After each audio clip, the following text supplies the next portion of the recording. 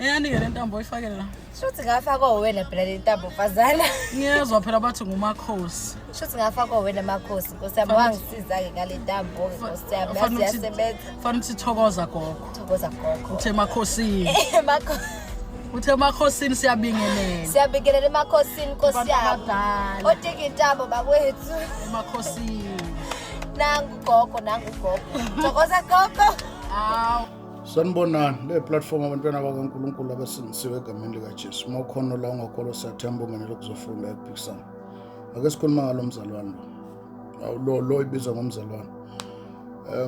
Let us protect the weak and also explain insindiso kulabo abantu abangayiqondi. Lo akasena umzalwane lo. Uyazi ukuthi usebenzisa amaphi amandla usebenzela muphi umbuso. Sifuna ukuyicacisa lesingachemena umuntu ngoba kunabantu abazowela ogibeni bacabanga ukuthi this is the gospel akusilo. Kunento engivamisa ukuyinothisa ngalo sisi number 1 akayishumayela insindiso yokuphenduka ukuthi abantu bephenduka. She's encouraging people to prosperity. That's why ukhando life ko life bakhe abantu bayanikela kune account la kunikelwa khona ukuze abathandazela bavulela imisebenzi. Ngaka that is not the gospel. Number 2 kuneyintsolo zokuthi njengomzalwane ushade nesangoma uye entertainer leyo nto lezif like into right. No.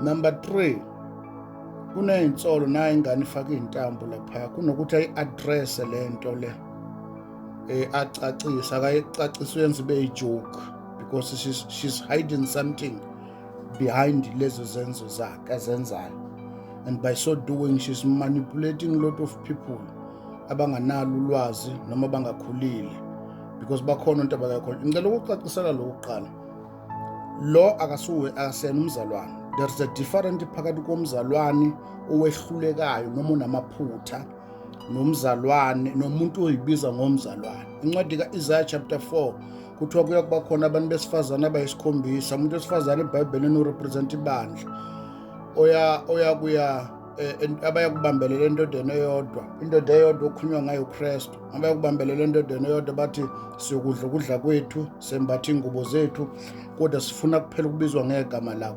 She's one of those women iBhayibheli elikhuluma ngayo. Omunye walabo bantu ukukhulunywa ngayo Isaiah prophet ukuthi bayakufika kuJesu befuna ukuclaim isibongo kodwa babe nendlela okuyiphilisa.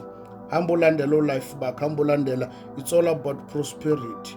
Akayikhuluma into yensindiso umuntu ahlukana nezona. As we speak right now, ushada indoda umushadile noma bakhipha noma benzela eyisangoma, and this thing it seems like it's all right. This is not the gospel. Uma isangoma akabe isangoma mabe umthandazi abomthandazi, but what we are protecting ukuthi akasiyena lento okuthiwa she's a Christian. She's not representing our kingdom. Akasena omunye wethu kumele kucace lokho because we cannot keep quiet ngenxa ukuthi kokhona ontaba kayikhonke bathi judge. Sifuna ukucacisela ukuthi she's not a Christian.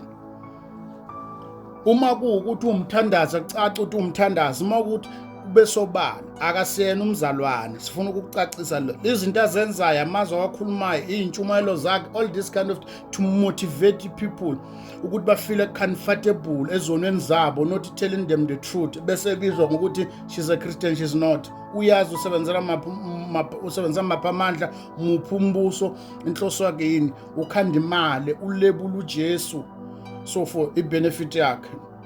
She's not a Christian. Uyakukholwa noma ukukholwa noma, I'm not judging. I'm not saying she's not perfect. Siyabaza abazalwane abasindisiwe abanamaphutha, sikhuluma ngalabo. Ngikhuluma ngalo sisi asena umzalwane. And abaningi abantu abadukisayo.